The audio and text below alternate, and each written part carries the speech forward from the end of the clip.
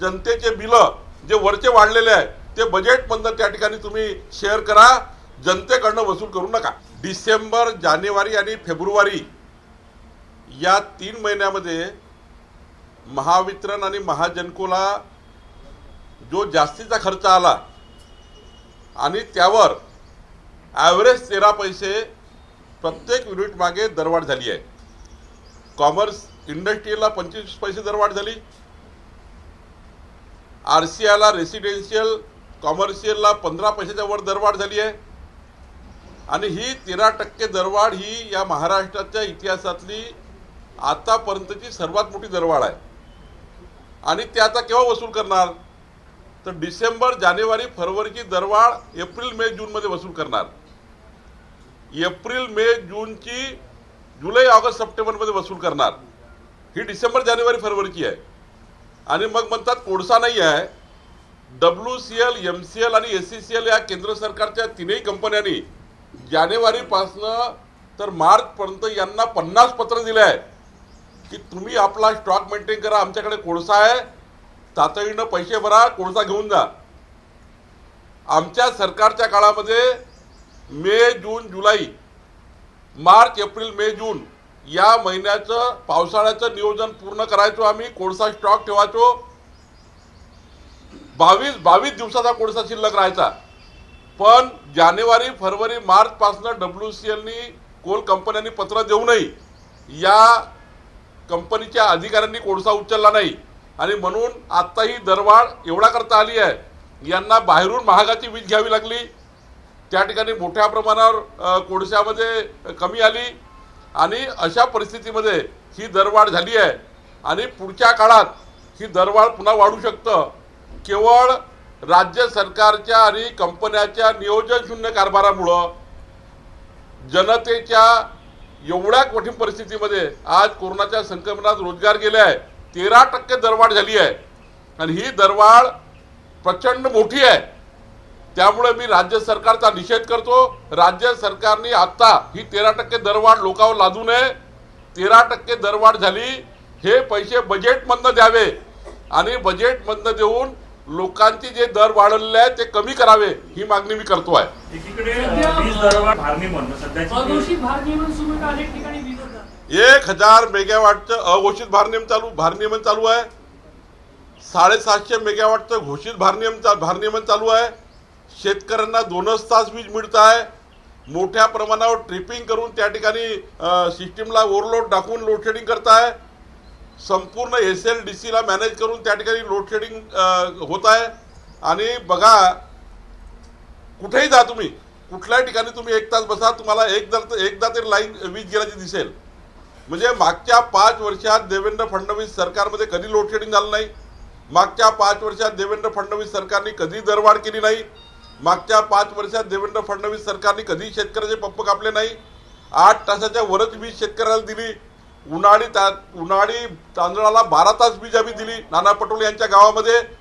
मग आज काय झालं आहे, आता राज्य सरकारने हा जो 13% वाढ, 18% वाढ, 22% वाढ झाली आहे, ही वाढ जनतेच्या चुकीमुळे नाही आहे, हे तुमच्या चुकीमुळे झाली आहे।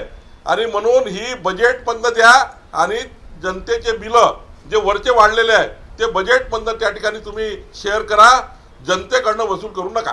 1200 कोटीच्या मध्ये कोळवाशीचं जे आहे भ्रष्टाचार खूप झालेला आहे कोळवाशीमध्ये, तर जय जवान जय किसानच्या प्रशासनाने मागणी SITची केली, काय मत आहे? त्यांनी नक्की SIT लावली पाहिजे आणि लवकरात लवकर इन्क्वायरी केली पाहिजे। 1 महिन्याच्या आत रिपोर्ट घेतला पाहिजे, कारण कोळवाशी लावण्यामागचा तेव्हाच्या सरकारचा निर्णय, निविदा प्रक्रिया वगैरे या सरकारच्या काळात झालं। इम्पोर्टेड कोल हा मोठ्या प्रमाणावर महागड्या रेटनी बाहेरून विकत घ्यावा लागत होता। आमच्या सरकारमध्ये इम्पोर्टेड कोल आम्ही थांबवला। इम्पोर्टेड कोलची किंमत ही कोल वॉशरीच्या किमतीपेक्षा जास्त पडतं आणि म्हणून त्या ठिकाणी कोल वॉशरी व्हाव्या, कारण इम्पोर्टेड कोल हा Koradi power station, Khaparkheda power station कारण त्याचं डिझाईन तसं आहे, त्याचा कोळसा मेंटेन करावा लागतो। आपला कोळसा महाराष्ट्र देशाचा आणि तिथला कोळसा, म्हणून कोल वॉश करून जर वापरला तर इम्पोर्टेड कोल घ्यायची गरज नाही आणि म्हणून कोल वॉशचा निर्णय घेतला होता। आता त्यात भ्रष्टाचार होते आहे का, त्यात कोणी चोरी करताय का, याची जबाबदारी राज्य सरकारची आहे। पण आमच्या सरकारच्या काळात निर्णय याकरता घेतला, देशातला कोळसा वापरावा, तो हाय GCVचा वापरावा, 90% PLF पॉवर स्टेशनचा मिळावा, 90% PLF वर पॉवर स्टेशन चालावे, त्याकरता लागणारा जे ब्रेड बटर कोळसा आहे तो उत्कृष्ट क्वालिटीचा धुवून वापरावा, याकरता निर्णय घेतला आहे. तातडीनं जर काही भ्रष्टाचार होत असेल त्यांनी केसाठी लावावी आणि तातडीने त्याची चौकशी करावी. सर, मुख्यमंत्री असे म्हटले की LPG गॅसचे दर वाढले, त्यामुळे केंद्र सरकारनं जे मुक्त राशन दिलं ते शिजवायचं कसं? माननीय उद्धव ठाकरे साहेबांना माझी विनंती आहे, मोदीजी मोदीजी मोदीजी करून तुमचं टाइमपास करू नका. मोदीजीने जे रेशन दिलं, तुम्ही जर निर्णय घेतला असता की सर्व केरोसिनच्या दुकानामध्ये राज्य सरकारकडनं कमी किमतीत केरोसिन दिलं असतं तर गॅसही लोकांनी वापरली असती आणि त्या गरीब माणसांनी, BPLच्या गरीब माणसांनी केरोसिनही वापरलं असतं.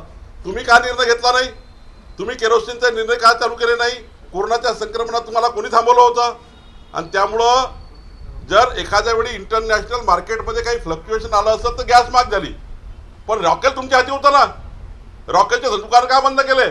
आणि रॉकेलच्या दुकानात तुम्हाला सबसिडीच्या किमतीमध्ये केरोसिन देता आलं असतं, लोकांचं अन्न शिजलं असतं. नेहमी मोदीजी मोदीजी मोदीजी एवढंच बोलतात आणि महाराष्ट्राच्या जनतेला मूर्ख बनवतात. आजही BPLचे APLचे लोक रॉकेल दिलं तरी रॉकेलही वापरायला तयार आहे. माझी चर्चा झाली अनेक लोकांची. त्यामुळे राज्य सरकारला एवढा कळवळा आहे तर राज्य सरकारने आजच रॉकेल स्वस्त दरामध्ये सर्व केरोसिनचे दुकानं चालू करून रॉकेल दिलं पाहिजे. जर मार्केटमध्ये फ्लक्च्युएशन आलं असेल गॅसमध्ये तर रॉकेलची व्यवस्था केली पाहिजे. ही मागणी आमची उद्धव ठाकरेंची नाही. उद्धव ठाकरे काल असेही बोलले की भाजप सेनेनं हिंदुत्व सोडलं, पण हिंदुत्व म्हणजे भाजप सोडलं म्हणजे हिंदुत्व सोडलं असं नाही. भाजप सोडलं म्हणजे हिंदुत्व सोडलं असं नाही, तर भाजप हिंदुत्व हे काही भाजपची मक्तेदारी नाही. आम्ही अजूनही आमचं हिंदुत्व काय आहे. आम्ही कोल्हापुरात बघितलं त्यांचं हिंदुत्व काय चालू आहे. कोल्हापूरमध्ये बघा जाऊन. मी कोल्हापूरमध्ये 2 दिवस होतो. कोणत्या पद्धतीने ते घोषणा देत आहे, कोणत्या पद्धतीने त्या ठिकाणी खालच्या कार्यकर्त्याशी बोलत आहेत, काय काय बाळासाहेब ठाकरेंचे किती ठिकाणी बोर्ड होते ते काढण्यात आले, काय काय सुरू आहे. तुम्ही कोल्हापूरच्या निवडणुकीत बसा, बघा. हिंदुत्व खऱ्या अर्थाने जे सोडलं ते शिवसेनेने सोडलं आहे. भारतीय जनता पक्षाने संपूर्ण हिंदुत्वाची भूमिका मांडली आहे आणि आम्हाला आता काही हिंदुत्व शिकू नये कोणी. हिंदुत्वाचा मुख्य जनक भारतीय जनता पक्षच आहे आणि त्यातनंच मग पुढं या लोकांनी स्वीकारलं. आणि आज ज्या परिस्थितीमध्ये आमची त्या ठिकाणी मागणी आहे की शिवसेनेने काँग्रेस आणि राष्ट्रवादी काँग्रेसचा संपूर्ण अजेंडा जर स्वीकारला असेल तर शिवसेना हिंदुत्वाची गोष्ट करूच शकत नाही. शिवसेनेने हिंदुत्व सोडलं त्याच दिवशी ज्या दिवशी काँग्रेस आणि राष्ट्रवादीचे विचार स्वीकारले. किरीट सोमय्या कुठेही नॉट रिचेबल नाही आहे. किरीट सोमय्या पूर्ण वेळ आहे. ह्या बाबी संपूर्ण खोट्या आहेत, जाणीवपूर्वक पसरवत आहेत. TV आपल्या इलेक्ट्रॉनिक मीडियाची, आपल्या मीडियाची स्पेस घेण्याकरता काही ना काही बातम्या येत आहे. किरीट सोमय्या मुंबईतच आहे आणि रिचेबल आहे. कोणी नॉट रिचेबल नाही आहे आणि कोणी भाजपचे नॉट रिचेबल कधीच राहणार नाही. एक कोळसा वारंवार अगदी 1 किंवा 2 दिवसाचा काही ठिकाणी राहतो, काही दिवसाचा 5 दिवसाचा. जेव्हा तुमच्या काळात होता 15-20 दिवसाचा पूर्ण साठा राहत होता, कुठे याच्यात प्रशासन चुकतंय नेमकं आणि काय सांगायला? 22 दिवसाचा कोळसा शिल्लक असला पाहिजे, मॅक्झिमम 35 दिवस असला पाहिजे, बाकी 22 दिवस असला पाहिजे कमीत कमी. आणि हा कोळसा वेळेत उचलला पाहिजे. तुम्ही पैसे नसल्यामुळं वेळेत कोळसा उचलला नाही म्हणून तुमचा स्टॉक होऊ शकला नाही. आणि आत्ता तुम्ही ओरडताय की 1 दिवसाचा कोळसा नाही आहे आमच्याकडे. कुणाची चूक आहे? कोल कंपन्या तुम्हाला कोळसा नाही म्हटलं का? कोल कंपन्यांनी कोळसा दिला, पत्र दिले, तुमचा कोळसा रेडी आहे घेऊन जा, रेडी आहे असं सांगितलं कोळसा कंपन्यांनी. यांनी उचलला नाही आणि म्हणून ही परिस्थिती निर्माण झाली आहे. याला सर्वस्वी राज्य सरकार जबाबदार आहे. कारण कोल कंपन्यांना देण्याकरता यांच्याकडे पैसेच नाही आहे. 18,000 कोटी रुपये राज्य सरकारने या कंपन्याचे थांबवले आहे. 18,000 कोटी रुपये ऊर्जा खात्याचे विविध सरकारी डिपार्टमेंटकडे थांबले आहे. ते 18,000 कोटी या वित्त विभागाच्या बजेटमध्ये मिळाले नाही आणि त्यांचा कॅश फ्लो संपूर्ण बिघडलेला आहे. यांच्याकडे कॅश फ्लो नाही आहे. नितीन राऊत हे हतबल झाले आहेत. काँग्रेस, राष्ट्रवादी काँग्रेस आणि शिवसेनेच्या वादामध्ये संपूर्ण वीज मंडळ हे बर्बाद झालं आहे. सध्याची जी मागणी आहे राज्याच्या मेगावॅटची आहे आणि पुढच्या महिन्यात सध्या ती 30,000 मेगावॅट पर्यंत जाईल. त्यामुळे राज्य अंधारात जाणार आहे आणि दुसरीकडे राज्य सरकार खासगी वीज खरेदी करणार आहे. त्यामुळे खासगी वीज खरेदीसाठी राज्य सरकारचा हा खटाटोप नाही. जर राज्य सरकारला खाजगी वीज खरेदी करायची गरज पडली ही यांच्या चुकीमुळे होत आहे. आमच्या काळातही सुद्धा 25,000 मेगावॅट वीज आम्ही वहन केली. एकही ट्रान्समिशन सेंटर बंद पडलं नाही, एकही ट्रान्सफॉर्मर फेल झालं नाही. 25,000 मेगावॅटपर्यंत वीज आम्ही ट्रान्समिट केली आहे. हे काही नवीन नाही आहे, हे कळतंच सरकारला. सरकारची जबाबदारी आहे, रोज मॉनिटर करावं लागतं. आमची मागणी अशी राहील, जर तुम्हाला आता मार्केटमध्ये वीज घ्यावी लागते आहे, तुमचे जनरेशन सेट बंद पडले, महाजनकोचे संच बंद पडले, तुमची जबाबदारी आहे. तर मग तुम्ही आता हे वाढलेल्या पैशांचे वीज घेणार आहे ते राज्य सरकारने आपल्या बजेटपर्यंत भरले पाहिजे. जनतेवर भूदंड टाकू नका, ही मागणी आमची आहे. कि महाराष्ट्र के सरकार ने कल आज 13% से ज्यादा रेट बिजली के बढ़ाए हैं.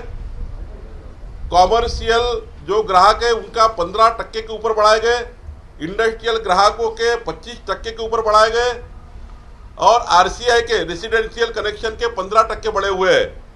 एवरेज 13% रेट बढ़े हुए हैं. देवेंद्र फडणवीस सरकार ने 25,000 मेगावाट के ऊपर बिजली ट्रांसमिट की.